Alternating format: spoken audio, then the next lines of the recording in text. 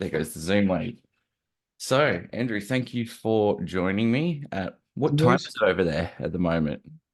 8:30 in the evening. Ah, okay, right. Pretty much opposite time for me. Yeah, Yeah. is this the Australian one or one of them? Yes, I'm the Aussie one. Yeah. Oh yeah, Wales again. Cool. So it's 8:30 in the morning. 7:30 a.m. So, yeah. But that's all right.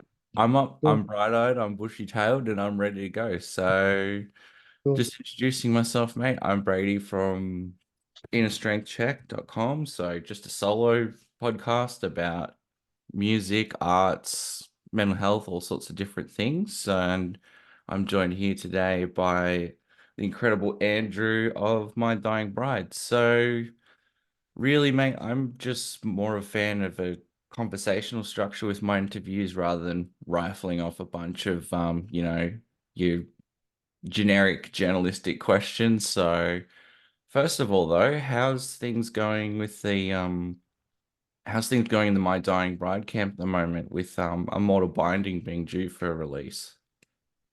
It's pretty interesting, really. As you may imagine, a new album's always a kind of it's kind of you have an apprehension and an excitement all built into one, Mm, and then a lot of relief as well, which I think some people may not recognize as part of the game.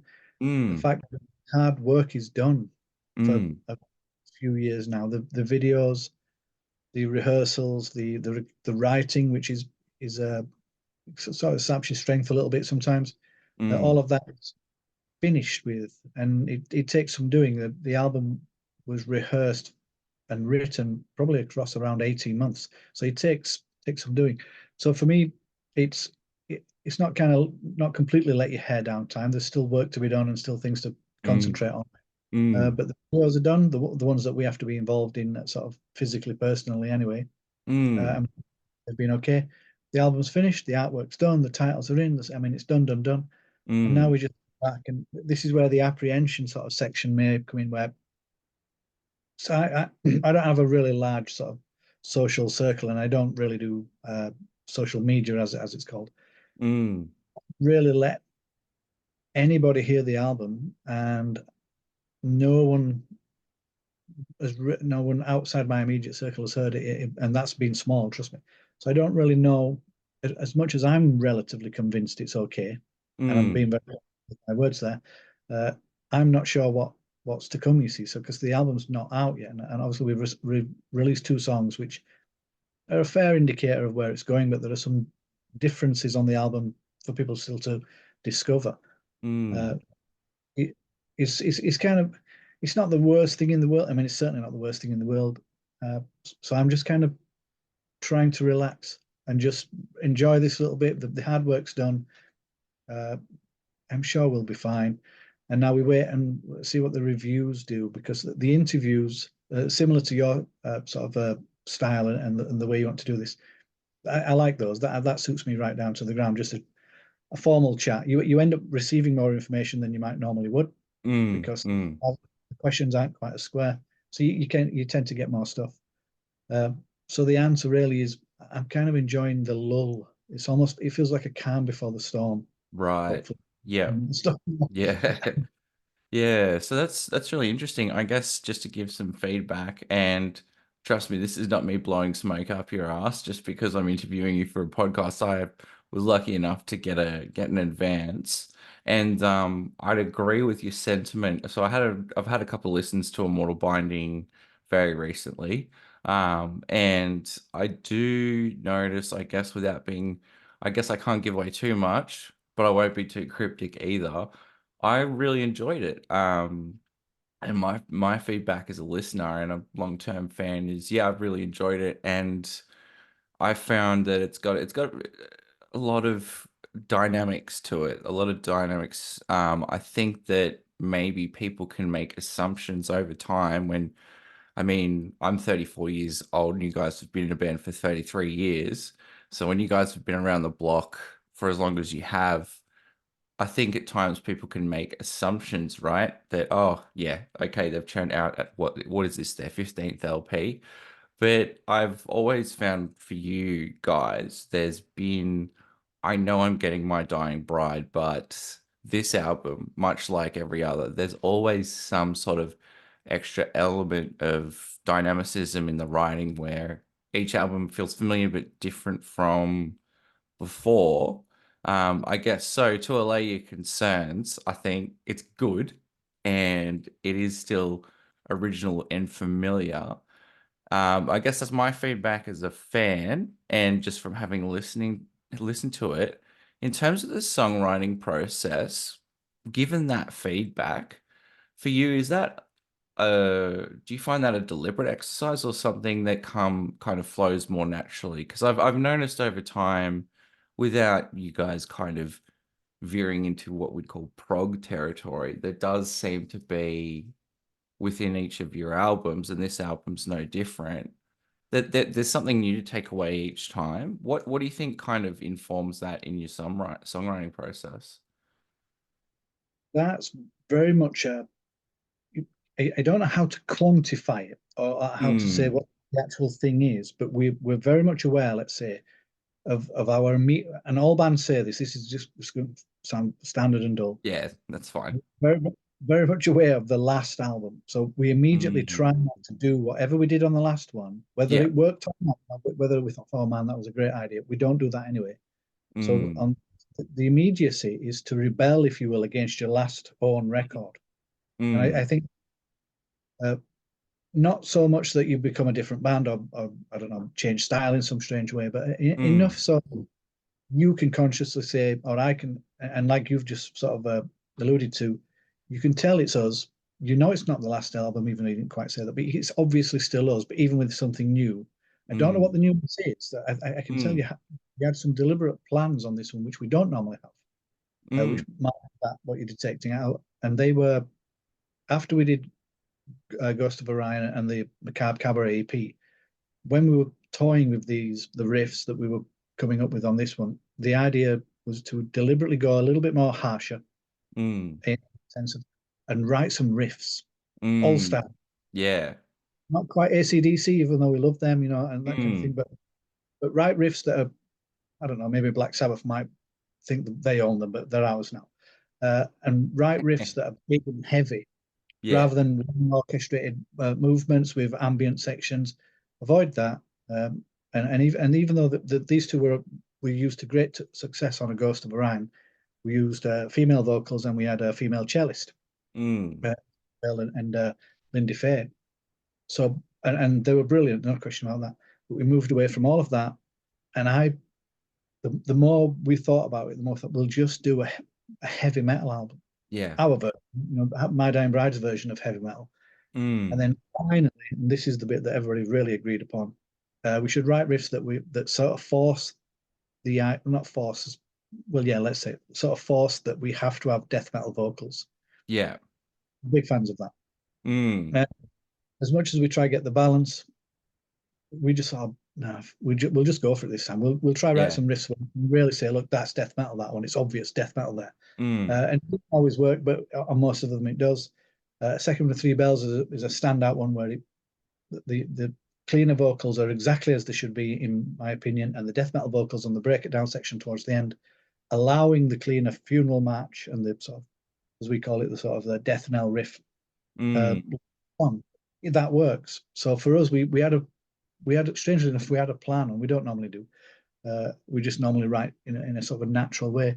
yeah. That's what the sort of structure, if you will, the scaffolding, if you will, was those words, harsher and deliberate riffs. Try and make them punchier, allowing death metal vocals to really flourish on top of them. Mm, And right riffs, I mean, we have feedback for a riff, which I really enjoy feedback. I don't know why. mm, So the first song, there's a couple of sections where it's just feedback, but because we mm, progressed to the point where we've got a really great bass sound now, mm, the carries the song underneath. yeah. So in many respects, we were just being an heavy metal band, our Yeah. version. Yeah. And I think maybe you can tell there's a bit of fun. I mean, let's not overthink this, but there's some fun in this album. I mean, you can't hear it, but we can tell when we were playing it, we were loving it. It's pretty cool actually. And we rehearsed a long time, like I said, nearly 18 months on this, round and round, rewriting, redoing, Yeah. making arrangements work, round and round. till we got to the point where there was no more changes to be had. We rushed into the studio and got on with it. Mm. So it's interesting that you're saying that basically your process has been more deliberate because I've sort of kept keeping tabs on what usual process is. Like even in the press release, even in past interviews and stuff, you said it kind of flows more naturally in more the sort of the rehearsal end of things. However, this sounds like you guys really pulled back, took your time with it, and really centered on a theme. And I can hear that in Immortal Binding. Like for me, this gave me, and I'm really trying not to be too specific and give away too much of the secret sauce, but it in particular reminded me a lot of Songs of Darkness, Words of Light. Um, was that in that decision to be, all right, let's just stop sort of beating around the bush. Let's make a metal album. What kind of informed you guys collectively to come to that decision? Was there any other influences outside of just we just don't want it to be like Ghosts of Orion? Or was there anything else that kind of crept in as an outside influence or something that inspired you to go, nah, all right, lads, let's just make something crushing? Yes, it's not as outside as you might think. The Mm, album before is called Feel the Misery, and we were just trying to fill the gaps on the other guitar. And we had Calvin, the original guitarist, come back for a short mm, time. mm, And I'm still not entirely sure why it didn't work out because it was, I won't go into details. I don't want to sort of mm, dredge that. He mm, stopped coming to rehearsal and he said, "Look, it's not really for me." And I basically was like, "I don't think we've fallen out actually. So what's going on?" But mm. it had enough, or he decided it wasn't for him. Yeah, It's that. So we bimbled. Well, it was more than bimbling. It was we worked through Feel the Misery, basically just me. yeah. And we come to Ghost of Orion, and it's more or less the same where I'm writing singularly, which I'm quite capable of doing, but it's not Mm, as much rehearsal room. I mean, I'm really into that. But yeah. with this outside influence that you were trying to detect or allude to isn't necessarily outside. It was in the Mm, room, it's in the rehearsal room. And I think the yeah. change was having a stable lineup, drums, two guitars, bass, and keys and violin, and being able to rehearse this sometimes 3 times a week. Which takes some doing because we all work for a living as well. So we come home Mm, and then we. That's what the I think you're detecting. This not step back and have a strong think about it. Be at rehearsal and enjoy it. yeah. This time, whereas I'm again I can compose here. This is where I would normally do it, and it's fine. But it's not an heavy metal band in a rehearsal room. It's just not the same. Yeah. It's so when you get the two guitars, bass, drums, and it's all going for it, and if you can imagine these riffs forming, we have to play them round Mm, and round to get them where we want. We mm, have great fun figuring mm, out how to put this together.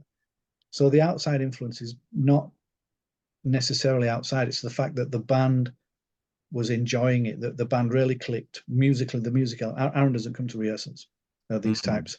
So the musical band really just got on with this, and it was just mm, wasn't always great fun. There were some times when we ran out of steam and it was painful, but 90% of the time it was just. And this is what I think you can tell. mm. I can't I can't describe. It's like scoring a goal. You can see the joy in the player, and you can tell that they were euphoric, but you can't feel it for them. You know, Yeah. so I think there's some of that, and we've done obviously because we're My Dying Bride and we're miserable sods, I suppose, to a degree. You still get the melancholic, morose aspect, not Mm, completely. Style of Doom this time. It's not mm, grim. It's not insular, cold, dark Doom. It's a different. I don't know. It's still Doom, but it's just a different version. It's not quite. It's certainly not Ghost, which was grim because of all sorts of reasons. Uh, mm. so I don't know. I don't think I've got a word for what this one is. Someone will come up with one, I'm sure. It does feel, I guess, I don't know. Let's throw some it does feel very organic, but then again, all of your albums do. And I think that marries up well with your process. And going back to just what you were saying before, pinpointing at different times, this one sounded grim, this one sounds a bit different. is it more kind of the ambient emotional temperature of the room then, if you're spending that much time sort of working things out in rehearsal? Um, is the sort of the finished product with a Mortal Binding versus other albums, is that also a byproduct of, because I guess it sounds like to me, you guys are just actually, apart from, frustrations of working through some kinks with rehearsing and production, it sounds like you had some good mastering and production this time around too. Um, is this iterative process? It's very interesting because you say words like Graham and your band's name's My Dying Bride. I think one of the common tropes is, oh, metal is angry, sad music and makes people feel angry and sad, or that people in a doom metal band, oh, they're just a bunch of fucking depressed dudes. And I'm sure some of that leaks into, the end product, but it's actually sounding to me like, and I wonder what's behind that too, from your perspective, is that you guys are getting into the studio, you're writing riffs, you're having fun, and you're writing this music that lyrically, um, even though it might not be your grimmest work, it is still pretty dark, thematically, riff-wise. Um, so yeah, with that, I just find my observations very interesting, metalheads in general, right? Like, outside perception is, oh, that's dark, angry music. But again, just reflecting what you've just been saying, it sounds like you've been enjoying, and from what I've read online, from what Alan said, and going through the production process, it sounds like you guys are having fun with it, funnily enough, as musicians. We do. Um, We mm, take a great joy from it. I mean, without any shadow of a doubt. And mm, example would be when we were working on, I think it's the Apocalyptist, which is around 11 or 12 minutes long. I don't quite remember. And mm. the opening riff, I turned up with that well, years ago actually, but that's beside the point. And it has pinch harmonics. Now we Yeah. don't normally, we haven't done that for years. We were straight away, well, that's no one's voting now. That's new. We haven't done any of that for ages. And then once we moved off the pinch harmonics and we move into the big riffs, the heavier and more brutal and more and the grimmer it sounded, the larger our smiles became. So I mean, there's no two Yeah. ways that we're not taking something from this. The heavier and the you know what I mean, and say like with the second of three bells as well, just to jump sort of musical ships. Mm. When particularly what we call the last riff, the sort of funeral, the sort of death knell riff, because I played one note, and Neil used to mock me. He said he calls me a lazy bastard. So I just do one. I said, yeah, but it's just the one note it needs. Anything Yeah. else, riff, and it's called the death. We're sort of pretending we're hearing a bell, but it's me playing one note. And he Mm. mocked me mercilessly all the rehearsals, and then we record. It's fucking brilliant, that, isn't it? And I said, I fucking told you. But anyway, so that funerary exit to the song, Yeah. and then the swift out as the song ends. We're all stood at this end of the song. We stood around going, "There's no way that's not Ace." You know what I mean? We Yeah. love that. Yeah. All you have. So as much as other people might think, well, that's rubbish, we really enjoyed it. I mean, big Mm. time. Mm. Whatever's going on, and the external sort of people that don't get heavy metal at all will never understand this. They'll never Mm. understand the part of the noise of a heavy metal band playing massive riffs like the ones that are in the Apocalyptist, or the miserable, but I think somber elegance of the second of three bells. It'll never They'll never get it. They're going to listen to Beyonce. It's not the same. Yeah. So no disrespect, but plenty of disrespect. Uh, Yeah. you know what I mean? It's not the same. They Yeah. don't understand the intricacies that takes place or care to, whereas Mm. we. And I Mm. think particularly when you're playing it and you think you've got it right, you're fairly confident you've got it right because everybody's smart, thinking fuck a duck, Mm. which is a technical term. Yeah. Uh, it's all right. Inside industry term, folks. Yeah, yeah, yeah. Yeah. So, I mean, so yeah, if you can hear us smiling on it, I'm sorry, but yeah, there was some of that going on. Yeah, I know, I feel that. And I think I can hear you guys smiling. I'm sure anyone that doesn't listen to metal has no idea what the fuck we're talking Yeah, no, about. no. But yeah. Do you feel that sort of that sensation that obviously the catharsis of the songwriting, the social element, and just being able to play a mean riff in the studio and go, oh fuck yeah, yeah, it's one note, but listen to that note, all that sort of stuff. Touring, do you feel that sort of helped keep you going, keep you fresh? I mean, it's been a long time. This is a long-standing project, and you guys are still looking at touring this year as well, like Brutal Assault and some other things. Um, it's sounding like that it's your process itself that helps keep it fresh. But what else sort of helps keep it fresh for you after I don't think such a we long overdo time? it. We don't. I think we're not full time. We're not a full time band, Yeah. so there's that to take into consideration. Mm.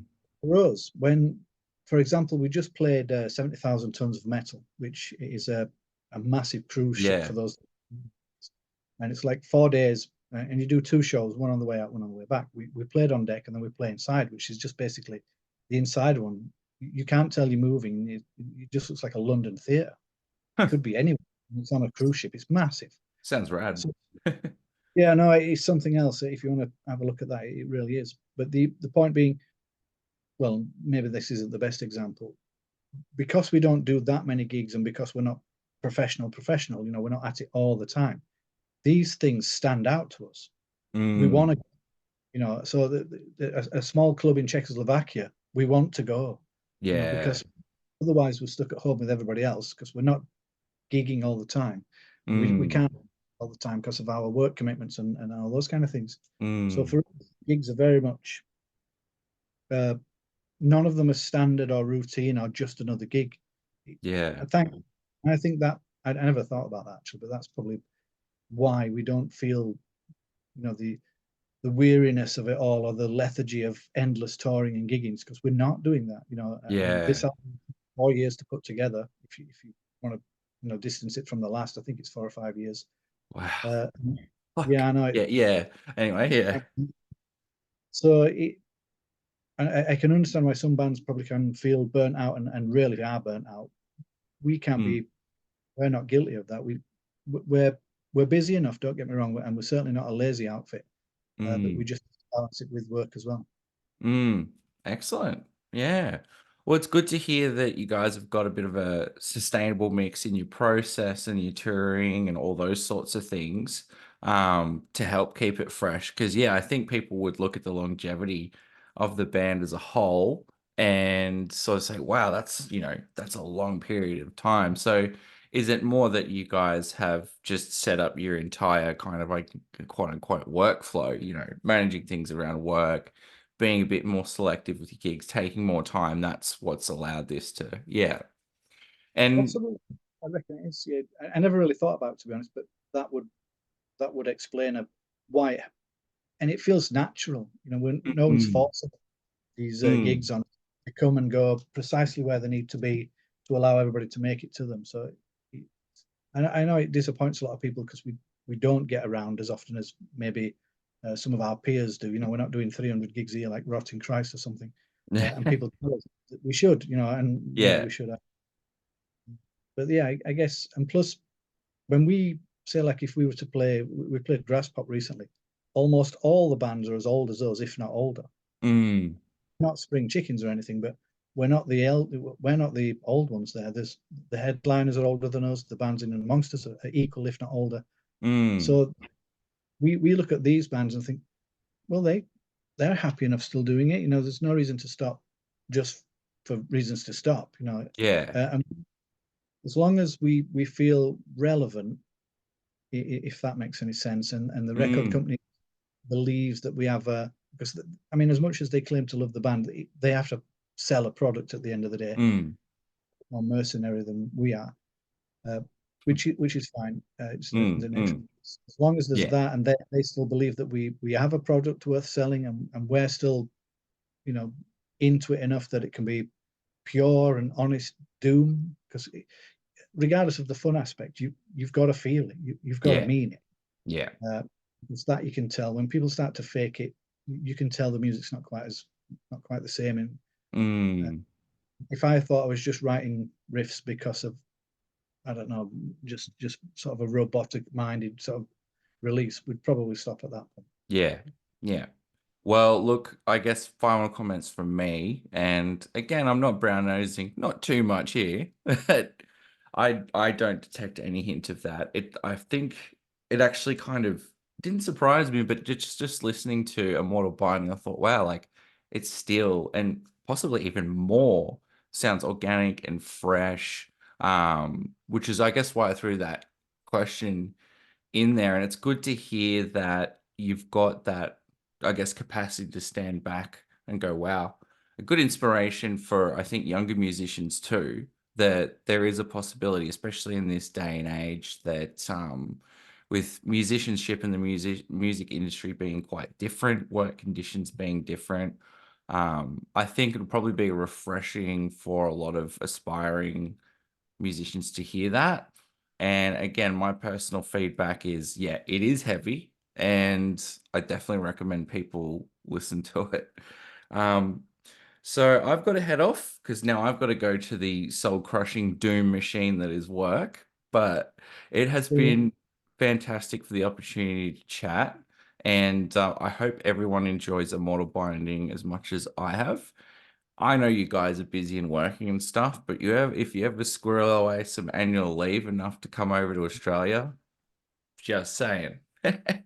Well, no, I kind of expected this kind of. I've already got my answer ready, and the short Yeah, version, just to do a couple of gigs out there, I think it's 2 weeks. That's the time we would need to yeah, get that organized and we can't spend 2 weeks in Europe. So I mean, yeah. it would. I don't know how we'd ever do that, and I really, I mean, I feel sorry for me because I'd like to go there, and Mm. do that because we hear other bands who are obviously more professional time wise than we are. But at the moment, it's I don't want to say such is life, but it kind of such is life. No, well, maybe people's arms and legs aren't painted on. They can grab some tickets and fly over.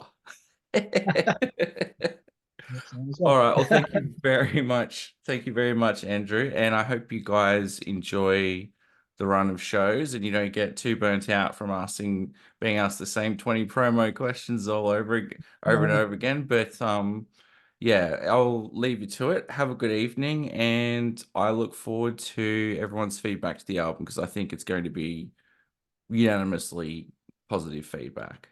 Well, thank you very much for that, and keep doing the right stuff before your real job. These podcasts are important. That's it. Thank you very much. All right, you have a great evening, mate. See ya.